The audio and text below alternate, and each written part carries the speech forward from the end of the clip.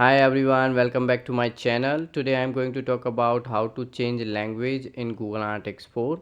So whatever the text you are watching here, you can change it in another language according to your requirement. So first of all, you have to log in your Google Analytics account and then click on admin from left side menu, and here you can see my preferences. Click here, and from here you can change your language.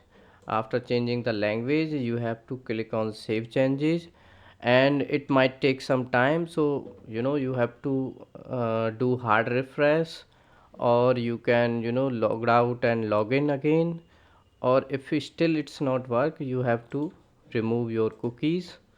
How you can remove your cookies?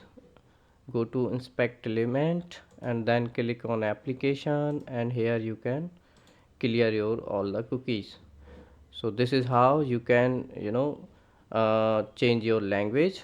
If you still face any problem, you can ask me in the comment box, or you can wait for at least 24 hours. It will change the language.